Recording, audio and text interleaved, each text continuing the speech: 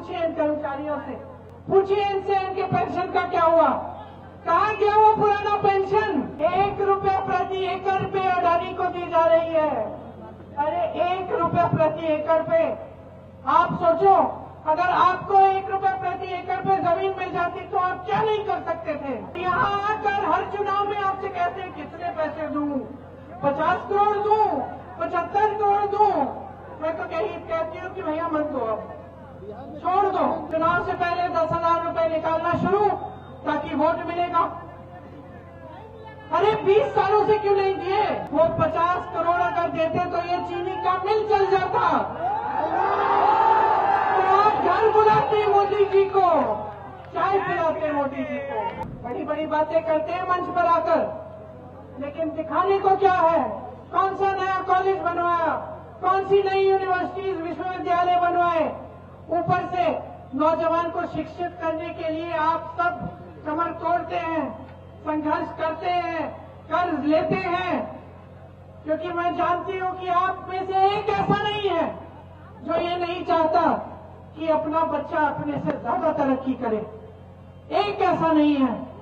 गरीब से गरीब परिवार में जाओ, दूर दराज इलाके के गांव में जाओ, वहां के लोग कहेंगे सबसे पहला लक्ष्य क्या है? बच्चों को पढ़ाना है, बच्चों को शिक्षित करना है, बच्चों को रोजगार दिलवाना है, ताकि बच्चे अपने पैरों पे खड़े हो पाए।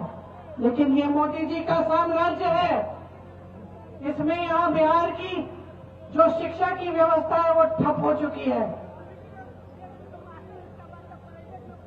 क्या कह रहे हैं?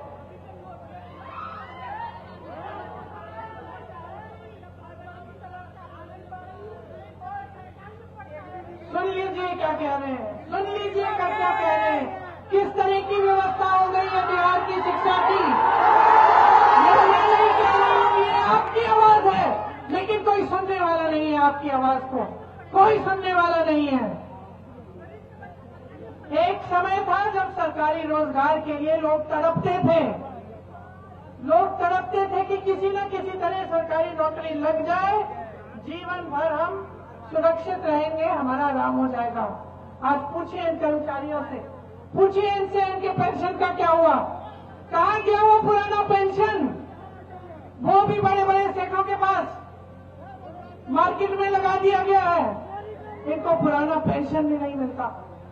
आज सरकारी नौकरी क्या, सरकारी जितने कारखाने हैं सब बड़े बड़े सेठों को सौंप दिए गए हैं, और वो भी अंबानी अदानी 2 सेठों को। सरकारी जो हवाई अड्डे थे, जो पुल के जो ठेके थे, जो बंदरगाह थे, जो बड़े बड़े कारखाने थे, सब इन्हीं लोगों को। यहाँ आपकी जमीन 1 रुपया प्रति एकड़ पे अडानी को दी जा रही है।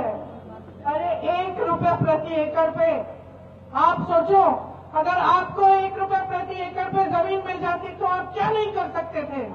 आप अपने बच्चों को पढ़ा सकते थे, आप अपना भविष्य बना सकते थे, लेकिन दी किसको? दी किसको? एक ऐसे उद्योगपति को जिसके पास वैसे ही हजारों करोड़ है, जिसको जमीन की जरूरत भी नहीं है। ये है मोदी जी का साम्राज्य कि आपके चलने के लिए रास्ता नहीं है, कह रहा है नौजवान। गांव में चलने के लिए रास्ता नहीं है। 20 सालों से इन्होंने सरकार चलाई है, आज आपसे वोट मांगते हैं। आज आपको बहनों आपको 10,000 रुपए भेजते हैं ताकि आपके वोट उनको मिल जाए, और आपकी सड़क 20 सालों से नहीं बनाई, आपकी पाठशाला बनाई नहीं, आपकी चीनी की मिल से चाय पिएंगे, मीठी मीठी चाय पीने आएंगे। कितने साल गुजर गए, चीनी मिल ठप का ठप पड़ा हुआ है, बंद का बंद पड़ा हुआ है। ये है हालत आपकी। ये है मोदी जी का साम्राज्य कि बिहार में अपना मुख्यमंत्री है आपका, लेकिन उसकी भी सुनवाई नहीं है। नीतीश कुमार जी की आज कोई सुनवाई नहीं है। मोदी जी बड़े चिंतित हो रहे थे कि अरे कांग्रेस पार्टी के पोस्टर देखो, इसमें तो तेजस्वी जी को बौना बना रखा है, या तेजस्वी जी के पोस्टर देखो, इसमें राहुल गांधी को बौना बना रखा है। बहुत चिंता है इनको भाई राहुल गांधी जी के भविष्य की। तेजस्वी जी के भविष्य की आपकी चिंता नहीं है। कमाल है, देश के प्रधानमंत्री हैं, देश के मुख्यमंत्री को तो मंच पे लाते नहीं है अपने साथ, दूसरी पार्टियों के पोस्टर को देखने में समय व्यर्थ कर रहे हैं। अपना समय उनको किस चीज में डालना चाहिए था, किस चीज में? यहाँ बिहार में देश के सबसे ज्यादा नौजवान हैं, सबसे ज्यादा नौजवान इस प्रदेश में, सबसे संघर्षशील नौजवान इस प्रदेश में।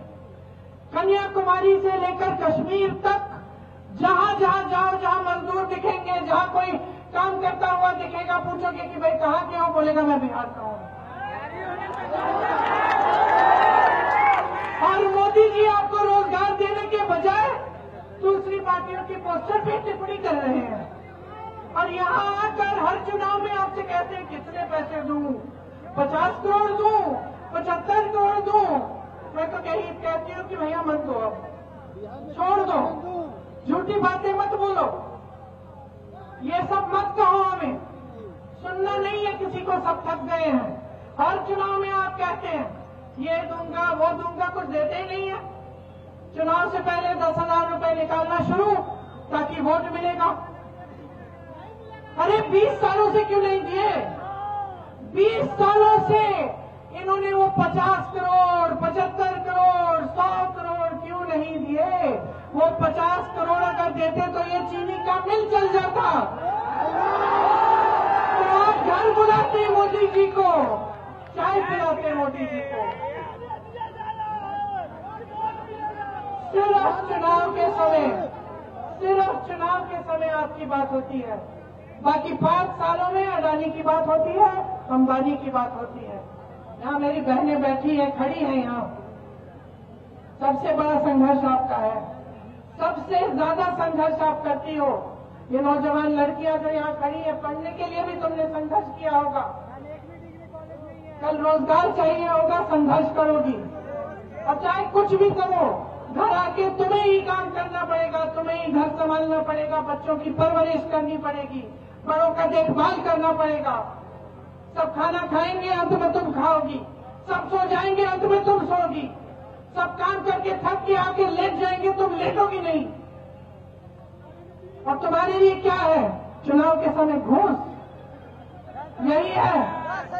बाकी 5 सालों में कुछ नहीं। तुम्हें आगे बढ़ाने के लिए क्या किया? तुम्हें रोजगार देने के लिए क्या किया? तुम्हें मजबूत बनाने के लिए क्या किया? कुछ नहीं किया। खुद कर रही हो, कोई सहायता नहीं है। समाज से भी मुश्किल होती है, समाज भी सहायता नहीं करता, सरकार भी सहायता नहीं कर रही। अब उनको दिखने लग गया है कि महिलाएं जो है इकट्ठी हो रही हैं, समझदार हो गई हैं, समझती है कि उनके वोट में शक्ति है, तो चलो चुनाव के पहले दे देते हैं 10,000 रुपए। आज ये परिस्थितियां हैं आपकी, ये परिस्थितियां हैं कि आपके सामने देश के बड़े से बड़े नेता आकर झूठ बोलते हैं। बिल्कुल सही बोला, अगर देश बचाना है, देश चलाना है, तो ये सरकार हटानी पड़ेगी। अगर अपना भविष्य बनाना है, तो ये सरकार हटानी पड़ेगी।